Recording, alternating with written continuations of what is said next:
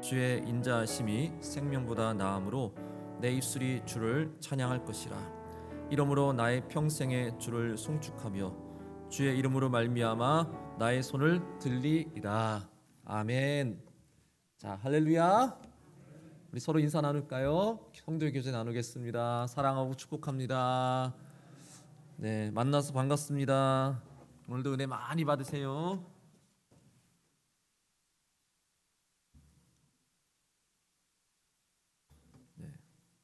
너무 빨리 끝나시네.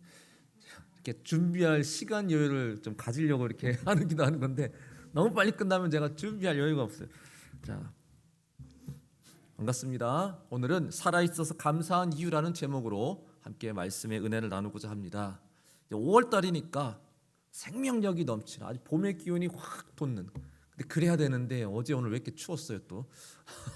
오늘 새벽에 꽤 춥더라고요. 여기 새벽기도 와서 여기 기도하는데 왜 이렇게 추운지 히터를 틀려니까 히터 전원을 꺼버려가지고 히터도 안 나오고 강원도에는 폭설이 왔다 하더라고요. 세상에. 야, 이거 5월달에 이 눈도 내리고 참 희한하다.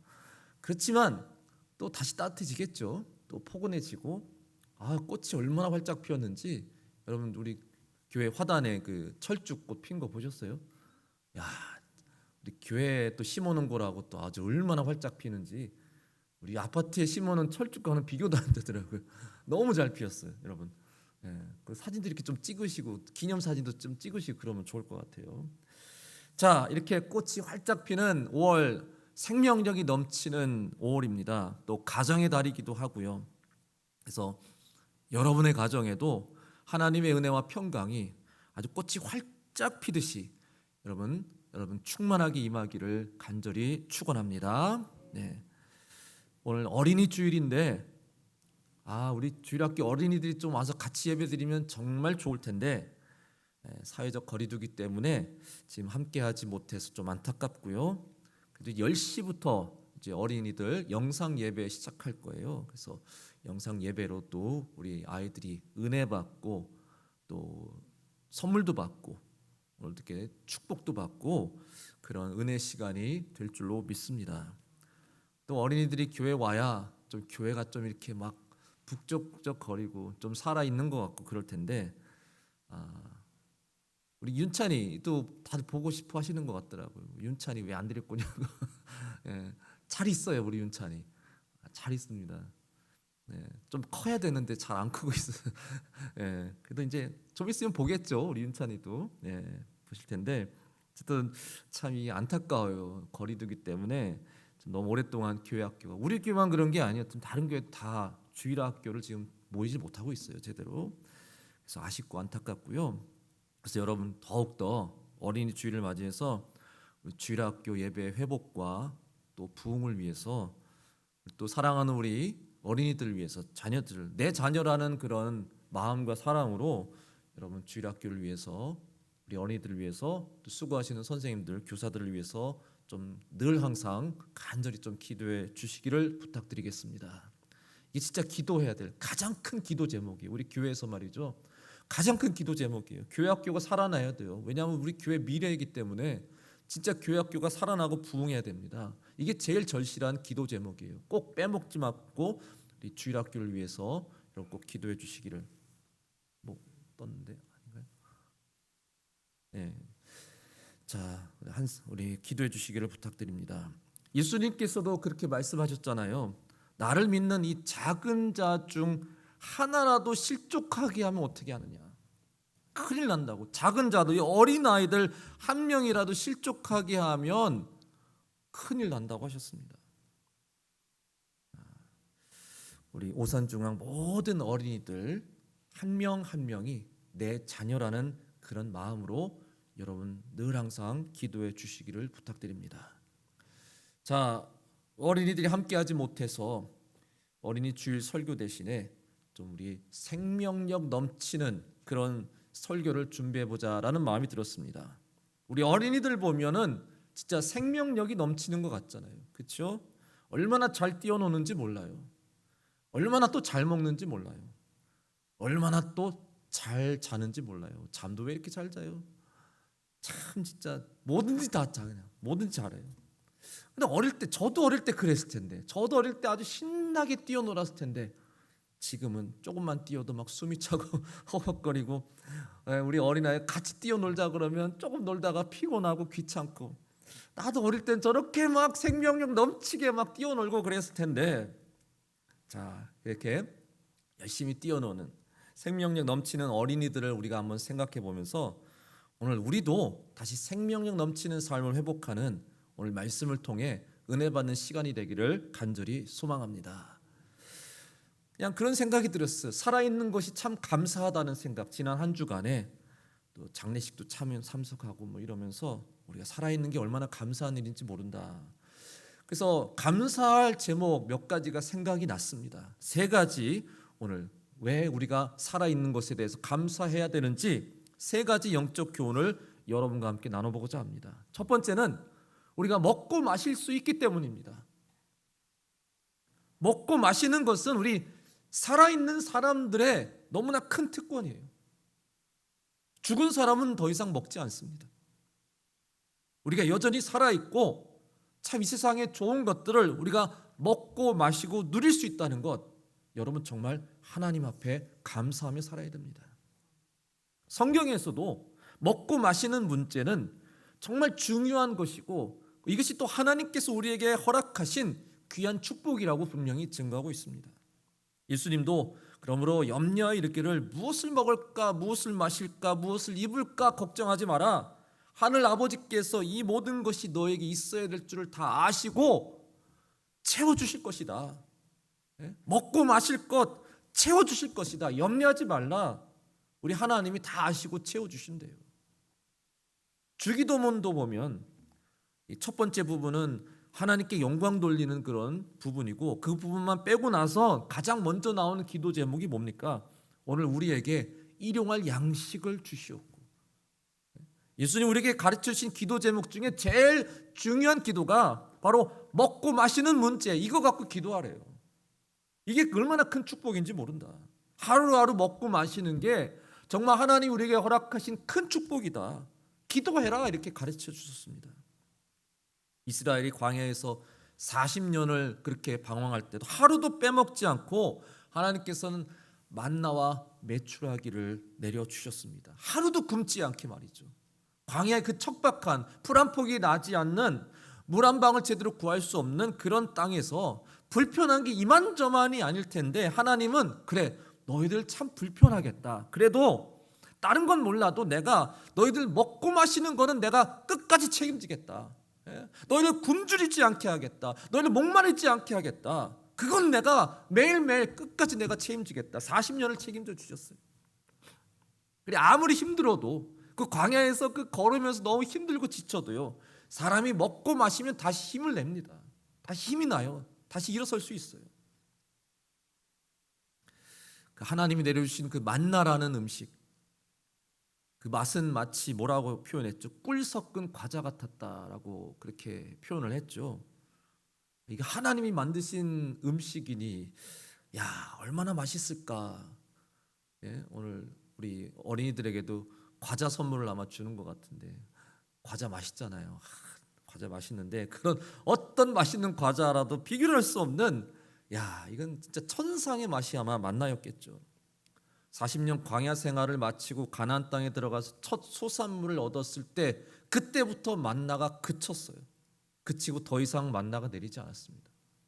이스라엘 백성들이 얼마나 아쉬워했을까요? 물론 40년간을 매일매일 먹어서 좀 지겹다라는 생각도 들었겠지만 그치고선 더 이상 내리지 않으니까 아유 만나가 너무 그립다. 얼마나 그리웠을까요? 저도 천국에 가면 꼭 먼저 해보고 싶은 것이 만나를 맛보는 거. 천국엔 있겠죠. 천국에는 얼마든지 먹을 수 있겠죠. 야 이게 어떤 맛일까? 얼마나 맛있을까?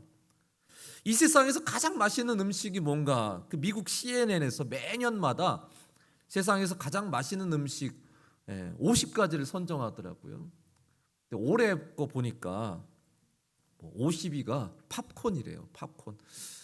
너무 미국 기준으로 하는 것 같아요. 팝콘이 50위고 뭐 여러 가지 있어요. 또 뭐 베트남 쌀국수가 28위고 햄버거가 6위고 햄버거가 6위고 스시가 초밥이 4위고 피자가 2위고 1위가 뭔지 아세요? 1위가 카레가 1위더라고요. 카레가. 왜 우리나라 음식은 하나도 없는 거예요. 이거 왜 이상하다. 아니 갈비도 맛있고 김치도 맛있고 비빔밥도 세계적으로 굉장히 알려졌는데 전에는 몇 년 전에는 들어가 있었더라고요. 근데 올해는 하나도 없어요. 평론가들이 입맛을 잃어버렸나. 하여튼 여러분 가장 맛있는 음식은 뭐라고 하죠? 엄마가 해준 음식이 가장 맛있다고 하죠. 그렇죠? 엄마가 해준 음식. 가장 맛있는 음식은 또한 사랑하는 사람과 사랑하는 가족들과 함께 먹는 음식이 가장 맛있다고 하고요. 그리고 가장 맛있는 음식은 또 내가 한 게 아니라 남이 해준 음식이 가장 맛있다고. 그렇잖아요. 그렇죠? 아니에요? 다들 그렇게 얘기하던데. 정말 배고플 때 먹는 음식. 뭐 야식이 또 그렇게 맛있다고. 저는 야식을 끊은 지 오래돼서 그 맛이 어떤지 잘 모르겠는데 그렇게 야식을 또 좋아한다고 합니다. 천국에 가면은 맛있는 음식이 얼마나 많겠어요. 천국은 마치 잔치 같아서 여기 성경에서 말씀하는데 가면 아주 그냥 풍성한 막 진미 음식들이 아주 가득할 텐데 말이죠. 그런데 생각해 보면은 우리가 천국에 가면 이 땅에서 우리가 맛보던 음식을 더 이상 천국에서는 아마 맛보지 못할 것 같아요. 왜냐하면 지금 우리가 먹고 있는 음식들은요, 따지고 보면 다른 생명체들을 죽여서 희생해서 얻은 음식들이기 때문이죠. 현실은 냉혹하잖아요. 아무리 포장하고 아무리 아름답게 뭐 음식을 꾸며도 다른 생명체들을 죽여서 얻은 음식이기 때문에 우리는 솔직히 매일매일 엄청난 사욕을 벌이고 있는 거예요. 치킨 좋아하시잖아요. 우리나라 치킨이 얼마나 좋아하는지. 어젯밤에 혹시 치킨 드신 분 없으십니까? 우리나라 치킨을 닭을 그렇게 좋아해서 얼마나 좋아하는지 한 해 약 10억 마리의 닭을 우리가 먹는다고요. 10억 마리의 닭을. 그걸 매일 25만 마리 이상의 닭을 우리가 먹고 있다는 거예요. 우리나라에서만 25만 마리의 닭을 먹어 치우고 있다는 거예요. 야, 또 복날 이런 때 되면 또 삼계탕 막 다들 드시니까 뭐 엄청나게 많은 수요가 나가겠죠. 닭 25만 마리가 매일같이 희생되고 있대요. 도대체 어디서 그렇게 닭이 많이 나오는지, 어디서 그렇게 닭을 많이 키우는지 지금 우리는 상상도 못할 그런 숫자들이죠. 닭이라고 그 생명이 귀하지 않겠습니까? 하나님 공중에 있는 새도 돌보시고 먹이시고 귀히 여기신다고 하는데 사실 닭 한 마리 한 마리도 굉장히 귀중한 생명이에요. 근데 하나님 우리를 먹이시기 위해서 매일같이 우리나라만 닭 25만 마리의 그 생명을 희생시키고 계십니다.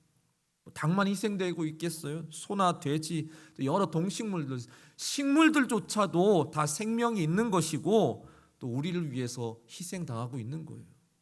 그리고 그렇게 할 수 있는 것은 하나님이 또 우리 인간들을 특별하게 생각하셔서 그것을 허락하셨기 때문이죠.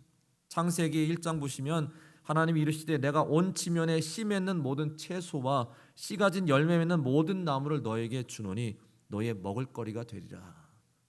여기는 동물을 먹은 건 얘기를 안 하셨어요.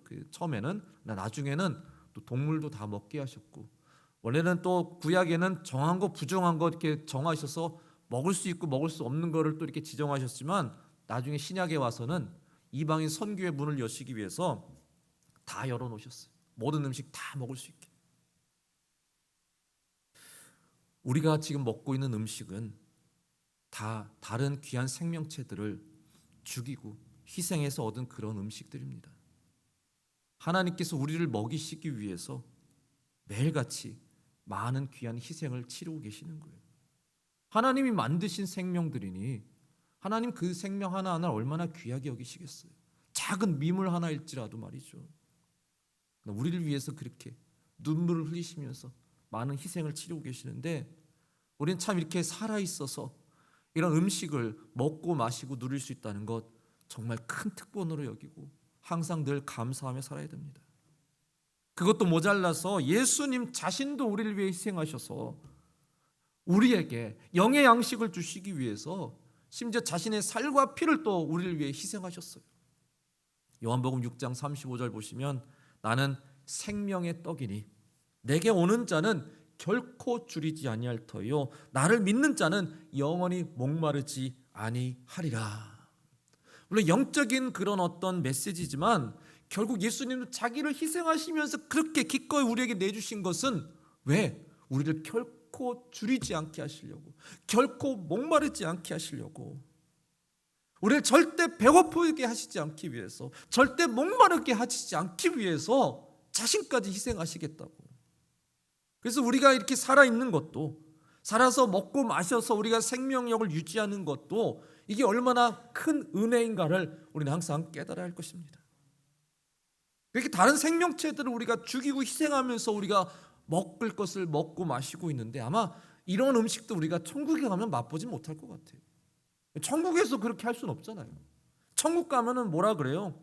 이리가 어린 양과 함께 살고 표범이 어린 염소와 함께 누우며 송아지와 어린 사자가 살찐 짐승과 함께 있고 암소와 곰이 함께 먹으며 사자가 소처럼 풀을 뜯을 것이요 어린 아이가 독사의 굴에 손을 넣어도 해를 다치지 않고 그 천국은 사륙이 없는 모든 생명체가 안전하게 공존하는 바로 그런 천국이기 때문에 다른 생명체를 희생하면서 우리가 먹고 마실 수 있는 그런 곳은 아니잖아요.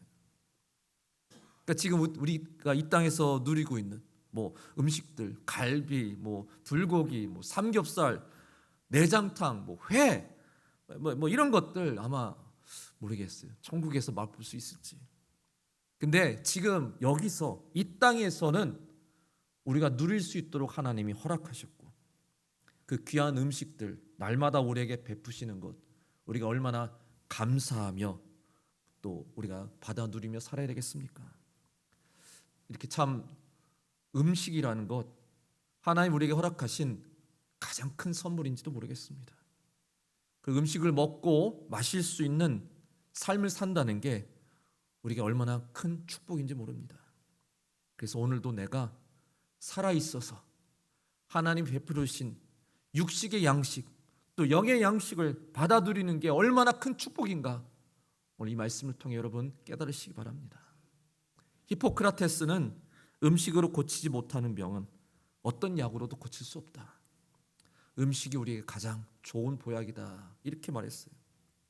하나님이 우리에게 주시는 일용한 양식을 통해 여러분 매일매일 힘을 얻으시고 또 강건해 주시며 또한 먹을 것을 이웃들과 함께 나눔으로 더욱 건강한 삶, 행복한 삶 우리 모두 하나님 허락하신 이 생명력 넘치는 삶을 오래오래 누리시기를 주님의 이름으로 간절히 축원합니다.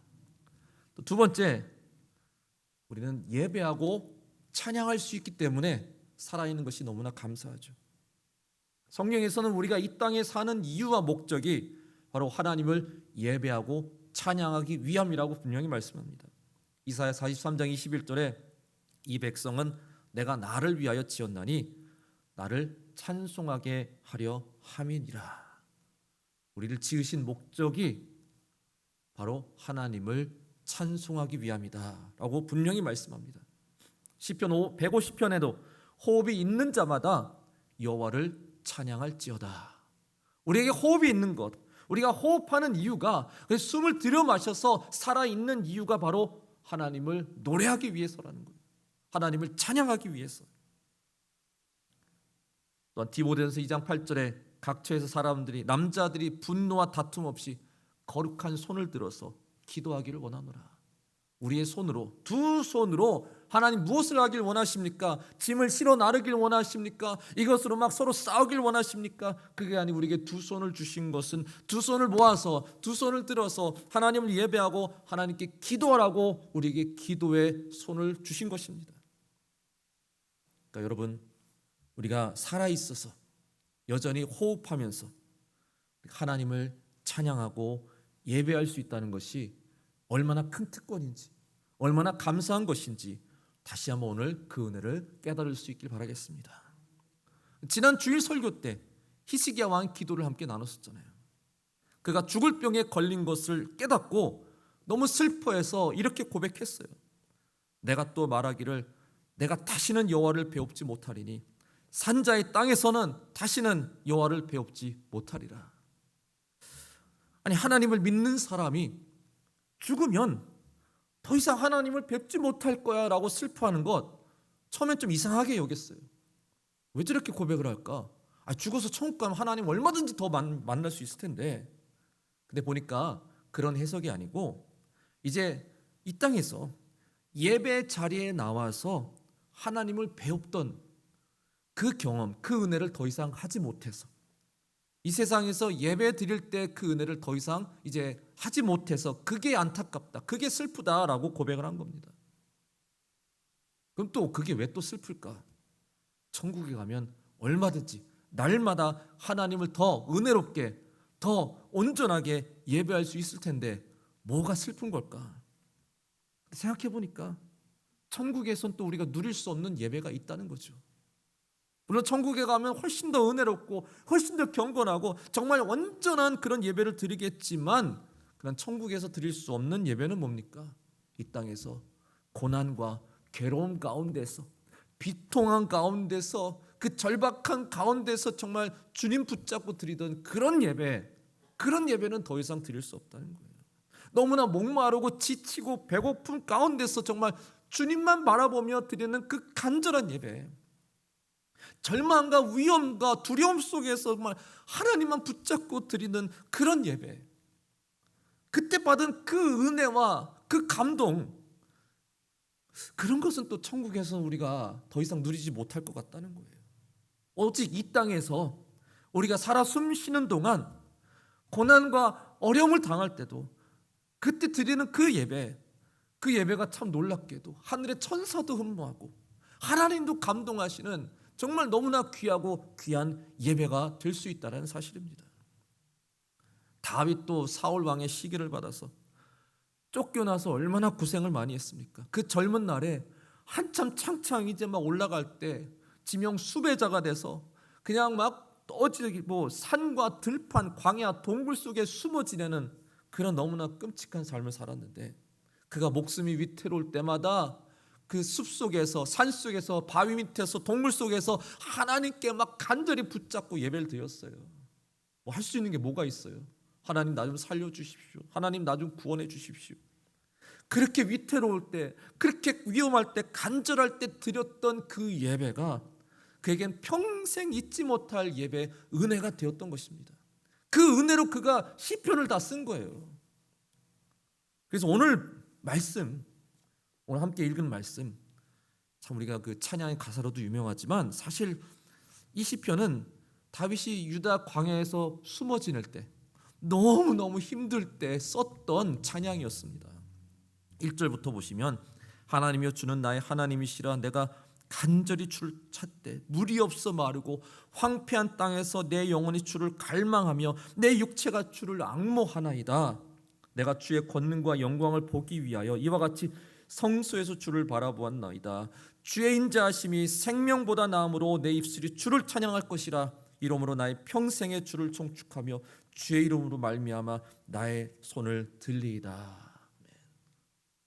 그 찬양, 주의 인자하심이 생명보다 나음으로 내 입술은 주를 찬양, 이렇게 기쁘고 즐거운 노래가요, 사실은 그가 가장 끔찍한 상황에 있었을 때, 너무나 목마르고 너무나 줄이고 너무나 피곤하고 괴로운 상황에서 예배 드릴 때 터져 나왔던 찬양이었어요.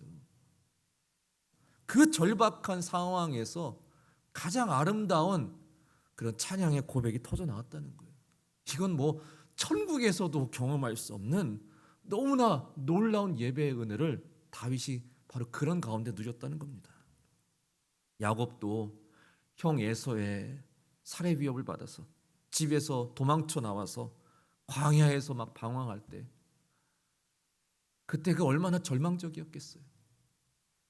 근데 가장 힘들고 어려울 때 그 베델이라는 곳에서, 또 나중에 야복강과 분이엘이라는 곳에서, 거기서 그가 하나님을 예배해서 하나님을 만났고, 심지어 천사들도 사다리를 타고 내려와서 막 흠모하는 놀라운 예배의 은혜 감격을 그가 누렸습니다. 바울과 실라도 억울하게 붙잡혀서 실컷 매맞고 수감된 그 상태에서, 그 차디차고 어두운 그 감옥 속에서 원망하지 않고 오히려 감사함으로 드렸던 그 예배가 그렇게 은혜스러워서 거기에 있던 모든 죄수들도 다 은혜 받고, 또 심지어 하나님께서도 감동하셔서 땅을 흔드시고 옥문들을 다 여시고 매인 것들을 다 풀어버리셨어요.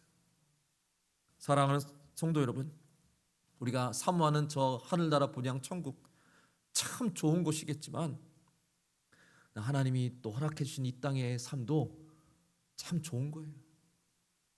우리가 지금도 살아있어서 지금도 호흡하면서 하나님께 나와 찬양하고 예배하는 것이 우리에겐 얼마나 큰 특권이요 은혜인지 여러분 다시 한번 생각해 보시기 바랍니다.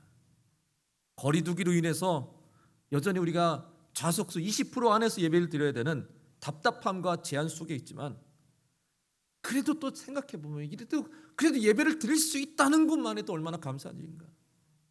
예배를 드릴 수 있다는 거. 얼마 전에 영국 선교사님과 제가 통화를 했는데 영국은 아예 법적으로 작년 4월부터 예배를 다 전면 금지시켰대요. 거기는 영국 국교회잖아요. 국교회예요. 국가에서 운영하는 교회예요. 그 국가의 방침에 따라 그대로 따라야 되는 거예요. 국가에서 법적으로 안 된다 하면 무조건 거기는 그냥 금지예요. 문 다 닫아버렸대요. 지난 4월부터, 작년 4월부터 하나도 예배를 못 드린대요. 얼마나 답답하겠어요. 얼마나 안타깝고. 오늘도 하나님을 예배할 수 있음을, 하나님 전에 나와서 예배할 수 있음을, 안 되면 또 영상으로도 가정에서 예배할 수 있음을 여러분 두 손이 있어서 하나님께 올려드리고 찬양하고 기도할 수 있음을 여러분 감사하게 여기시기 바랍니다. 여러분 삶 속에 힘들어도 괴로워도 슬퍼도 아프고 연약해도 그래도 여전히 내게 호흡이 있고 살아있을 때 더욱 힘을 내어서 여러분 하나님을 예배하고 또 드린 이 예배가 여러분에게 큰 은혜가 되고 새 힘주는 귀한 예배가 될 수 있기를 주님의 이름으로 간절히 축원합니다. 마지막으로 세 번째, 우리가 배울 수 있기 때문입니다. 어린이 주일 맞아서 예수님은 우리가 어린이처럼 낮아져야 된다라는 말씀을 하셨는데, 어린이들의 어떤 겸손함은 무엇이냐? 그들은 배울 준비가 되어 있다는 거예요. 어린이들은 배울 준비가 되어 있다는 거예요. 어른들은 안 배우려고 그래요. 누가 가르쳐주면 안 들으려고 그래요. 그런데 어린이들은 다 스펀지처럼 하나하나 다 배우려고 한다는 거예요. 그걸 우리가 정말 어린이들부터 배워야 되는 그런 교훈이에요. 살아있는 자들에게는 배운다는 것이 엄청난 특권입니다. 살아있는 동안은 우리가 배우는 것을 멈추지 말아야 됩니다. 우린 배우면서 성장하고 배우면서 온전한 그리스도인으로 자랄 수 있는 거죠. 하나님 우리에게 끊임없이 말씀을 가르쳐 주시고 또 잘못될 땐 또 혼내시고 훈계하시기도 합니다. 우리는 늘 배워야 돼요. 죽을 때까지 우리는 배우고 또 배워야 됩니다. 잠언 5장 보니까 악인은 자기의 악에 걸리며 그 죄의 줄에 매이나니 그는 훈계를 받지 아니함으로 말미암아 죽겠다. 훈계를 받지 아니하서 죽을 거다 그렇게 말씀해요. 훈계를 받지 않으면 죽는데요. 훈계를 받지 않는 거는 살아있지 않는 거예요. 죽은 거나 마찬가지라는 거예요. 우리가 살아있기 때문에 하나님의 훈계를 받고 가르침을 받고 또 배우는 거지, 죽으면 더 이상 그런 게 뭐가 필요 있겠어요. 죽은 사람에게 훈계하지 않죠. 살아있는 사람에게 훈계와 가르침이 필요한 거예요. 성경에서는 오직 여호와 하나님 한 분만이 가르침을 받지 않는 분이라고 그렇게 증거하고 있습니다. 이사야 보니까 40장 13절에 누가 여호와의 영을 지도하겠으며 그의 모사가 되어서 누가 그를 가르쳤으랴. 아니 어떤 누가 감히 하나님을 가르쳤겠어요? 하나님께 막 이래야 된다 저래야 된다 누가 지적하고 하나님께 이렇게 지도했겠어요? 하나님 스스로 계셨고 아무도 그에게 가르쳐 주시지 않고 스스로 모든 것을 하시고 하나님이 바로 진리시고 지혜시라는 것, 오직 하나님만이 가르침이 필요 없는 분이시고 우리는 다 가르침을 받아야 되고 다 배워야 되는 사람들이에요. 사람답게 살려면 배워야 돼요. 그리스도인답게 살려면 항상 배워야 됩니다. 잠언 4장 13절에도 훈계를 굳게 잡아 놓치지 말고 지키라. 이것이 너의 생명이니라. 가르침이 없으면 죽는 거나 마찬가지라고. 다시 한번 여러분, 내가 참 우리 가르친다는 것, 배운다는 것, 이건 우리 살아있는 사람들의 정말 큰 특권입니다. 우리는 정말 죽을 때까지 계속 배우는 사람들이 되어야 돼요. 소크라테스는 아무것도 모르는 게 수치가 아니라 아무것도 배우려고 하지 않는 게 수치다, 이렇게 말했어요. 우리 인간이 배우려고 하지 않는다면 그건 인간답게 살지 못한다는 거죠. 하나님 우리를 조금 모자라게 부족하게 만드셔서 우리가 계속 배움을 통해서 더 많이 알고 깨닫고 성숙해가고 온전해지기를 그렇게 만드셨습니다. 그래서 우리가 배우지 않는 것은 또 하나님의 뜻이 아니에요. 내가 여전히 살아있어서 배울 수 있다는 것 참 감사하게 여기시고, 내가 훈계를 당해도 싫어하지 마시고 감사함으로 받을 수 있는 성도들이 될 수 있기 바랍니다. 자녀들이 공부하는 모습을 보면 야, 나도 다시 학창 시절 돌아가서 진짜 아주 열심히 공부하고 싶다라는 마음도 막 들기도 하더라고요. 야, 학생 때 더 열심히 공부할 걸, 그때 아주 그냥 후회 없이 막 공부할 걸, 다 그런 아쉬움이 있잖아요. 그렇죠? 할 수 있을 때, 지금도 우리가 잊지 않았어요. 우리가 살아있을 때, 할 수 있을 때 더 열심히 배우고 또 공부할 수 있어야 됩니다. 내가 젊다라고 생각한다면 그러면 배우려고 노력하십시오. 배우는 사람이 젊은 사람이에요. 그렇다고 너무 늦었다, 난 너무 늙어서 이제 안 돼라고 포기하면 안 됩니다. 배우려고 하는 사람은 점점 젊어지는 거예요. 배우는 것이 바로 살아있는 사람들의 특권인 것입니다. 우리가 천국에 가면 여전히 공부하고 배우게 될까? 그건 잘 모르겠어요. 천국 가봐야 알겠죠. 저희 딸은 얼마 전에 중간고사 다 치르고 시험 끝나니까 야, 천국 갔다라고 얘기하더라고요. 시험이 없는 데가 천국 갔대요. 모르죠. 천국 가도 시험을 볼지. 어쨌든 지금 이 땅에서는 우리가 여전히 배울 수 있다는 것은 살아있는 사람들의 큰 특권입니다. 여러분, 할 수 있는 한 또 많이 다양한 것을 배우시고, 또 하나님 말씀도 여러분 소홀히 하지 말고 계속 배우시고 끝까지 힘 다할 때까지 배우셔서 살아있음을 늘 감사하게 여기시고 더욱 성숙한 또 온전한 그리스도인이 되시기를 주님의 이름으로 간절히 축원합니다. 말씀을 마치겠습니다. 생명력이 넘치는 5월에 내가 살아있음에 대해서 여러분 하나님께 더욱 감사하는 마음을 가지고 살아가시기 바랍니다. 먹고 마시고 살 수 있는 것, 우리 살아있는 사람들의 큰 특권입니다. 날마다 귀한 일용한 양식을 주시는 하나님께 감사하면서 또 그 은혜를 서로 함께 나눌 수 있길 바라겠습니다. 하나님을 예배할 수 있음도 우리 살아있는 사람들의 큰 특권입니다. 기쁠 때나 슬플 때나 괴로울 때나 예배는 정말 우리에게는 소중합니다. 우리에게 큰 희망이요, 우리에게 큰 은혜가 됩니다. 천국의 천사들도 흠모하는 은혜가 넘치는 예배의 삶이 될 수 있기를 주님의 이름으로 간절히 소망합니다. 그리고 가르침과 훈계는 우리가 죽을 때까지 해야 돼요. 그것이 또 살아있는 사람들의 특권입니다. 하나님 말씀 늘 배우려고 노력하시고, 또 이 세상에서 다양한 지식과 지혜도 여러분들이 많이 배우려고 노력하시고, 그래서 더욱더 온전한 그리스도인으로 그리스도의 장성한 분량에까지 머리에까지 자랄 수 있는, 항상 늘 배우는 삶, 또한 풍성한 삶을 누릴 수 있는 저와 여러분 다 되시기를 주님의 이름으로 간절히 축원합니다.